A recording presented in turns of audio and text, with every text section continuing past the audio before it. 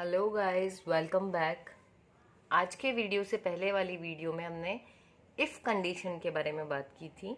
तो यदि हमारे पास एक ही कंडीशन हो तो हम इफ़ का यूज़ करते हैं, लेकिन यदि हमारे पास में दो कंडीशंस हैं, यानी अगर कंडीशन ट्रू हो तब हम कुछ और करना चाहते हैं और फॉल्स होने पर कुछ और डिसीजन लेना चाहते हैं, in that case we will use if else construct.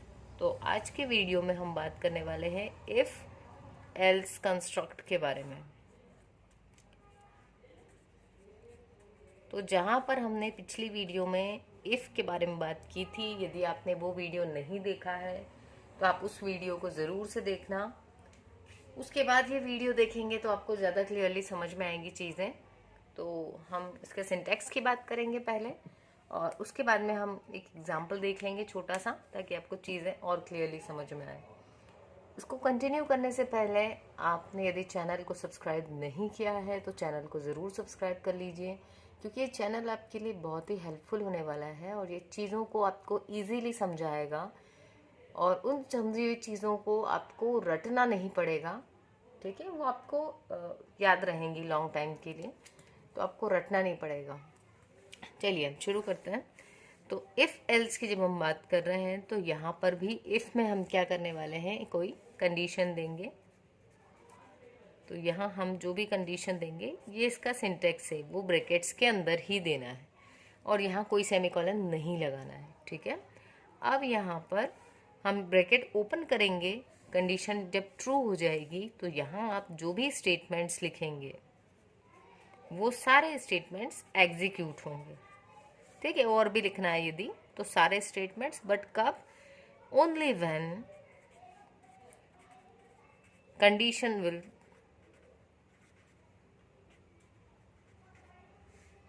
Only when if condition is true. तो ये सब कब एग्जीक्यूट होने वाले हैं? जब कंडीशन ट्रू है। और ये कहाँ तक एग्जीक्यूट होते चले जाएंगे? जब तक कि इनको ये वाला ब्रैकेट ना मिल जाए।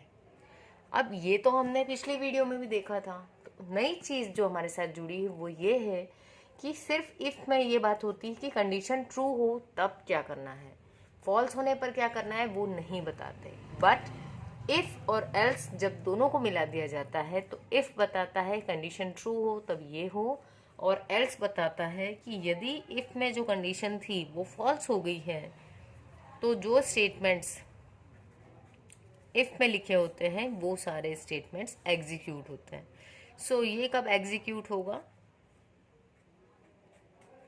ओनली व्हेन जो आपकी इफ़ में जो कंडीशन थी वो कंडीशन यदि फॉल्स हो जाती है तब हमारा एल्स एग्जीक्यूट होगा। ठीक है, इफ़ एग्जीक्यूट होगा जब कंडीशन ट्रू है और एल्स एग्जीक्यूट होगा जब कंडीशन फॉल्स है।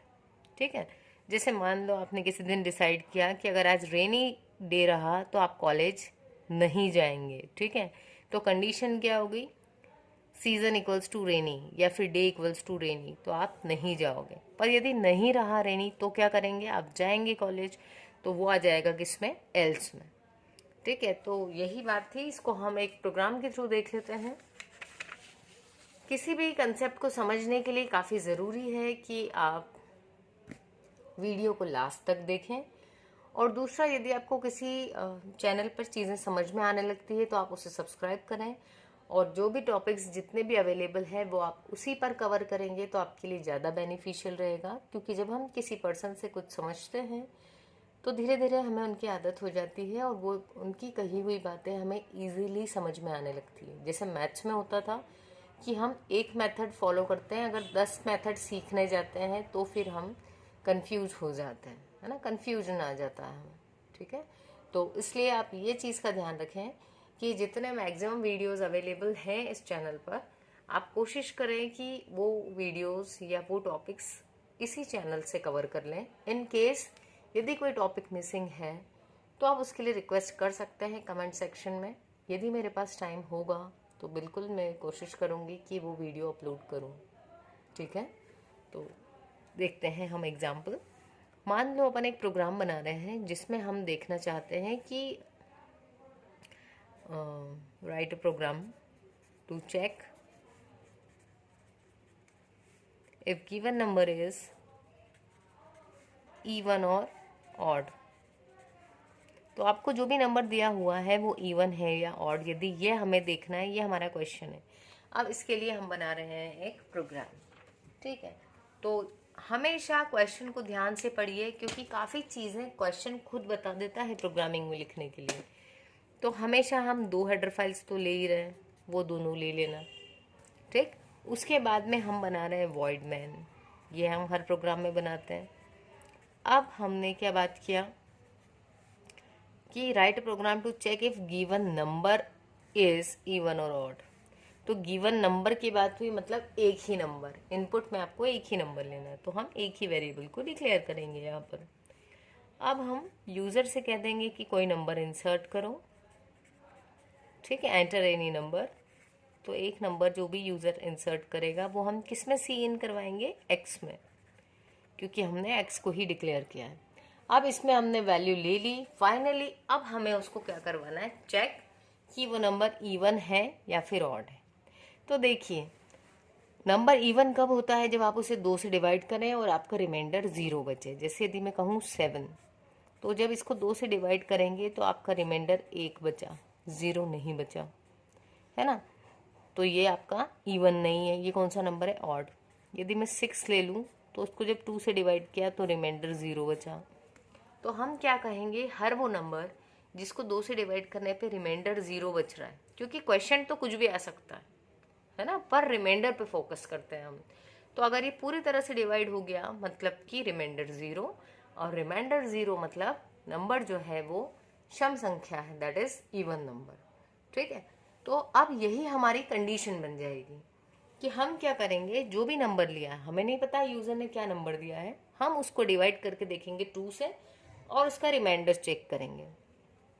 रिमाइंडर पता करने के लिए हम परसेंटाइल ऑपरेटर या मॉड्यूलस ऑपरेटर को यूज़ करता है। यदि आपने इससे पहले वाली वीडियो एक है जो ऑपरेटर्स पर बनी हुई है, वो यदि नहीं देखी है और इस ऑपरेटर में कोई डाउट है तो आप एक बार उसको टेली ज़रूर कर लें, ठीक है। वो भी इस चैनल पर वीडियोज़ आपको मैक्सिमम 15 मिनट वाली मिलेगी, बाकी सब ऑलमोस्ट इससे अंदर की ही हैं, ठीक है। तो आपको कम टाइम ड्यूरेशन में मैक्सिमम कंटेंट देने की कोशिश करते हैं हम, कि आपको मैक्सिमम नॉलेज, बेसिक कंसेप्ट एकदम क्लियर रहें।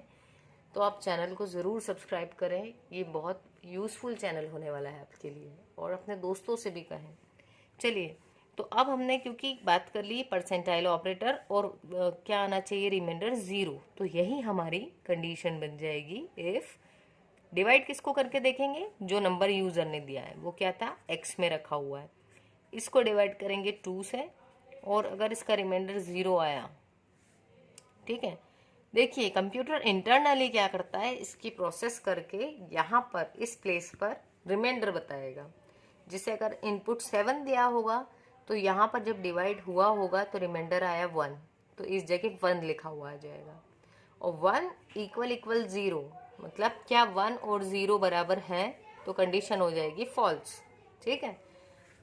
और जब हम 6 की अगर बात करें तो 6 डिवाइडेड बाय 2 जब होगा तो रिमाइंडर है 0, तो इस जगह 0 लिखा हुआ आ जाएगा, 0 इक्वल इक्वल 0, तो कंडीशन हो जाएगी ट्रू।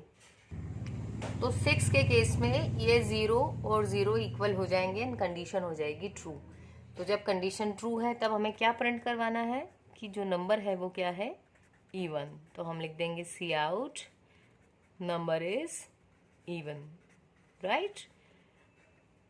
पर यदि ऐसा नहीं था, मतलब ये वाला केस जब कंडीशन फॉल्स थी, हमने जब 7 दिया था, तब हमको क्या प्रिंट करवाना चाहिए कि नंबर क्या है, ऑड। तो इस केस में हम यहाँ लिखेंगे else C out number is odd, get C H, और फंक्शन को क्लोज कर देंगे, वॉइड मैन क्लोज। तो अब यदि हम यहाँ पर देखें तो ये कैसे एग्जीक्यूट होगा, एक वेरिएबल का डिक्लेयर किया है, इसको मेमोरी एलोकेट हो गई, इसमें हमने वैल्यू इन करवा ली, जो भी नंबर दिया उसको 2 से डिवाइड करके उसके रिमाइंडर को कंपेयर किया किससे, 0 से।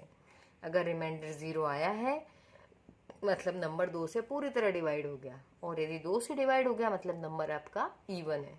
और यदि ऐसा नहीं हुआ है तो फिर एल्स में आ जाएंगे और प्रिंट कर देगा नंबर इज ऑड। तो इफ और एल्स में कंडीशन सिर्फ इफ में चेक होगी, यदि ट्रू होगी तो ये वाली लाइन एग्जीक्यूट होगी और एल्स को वो स्किप कर देगा, ठीक है।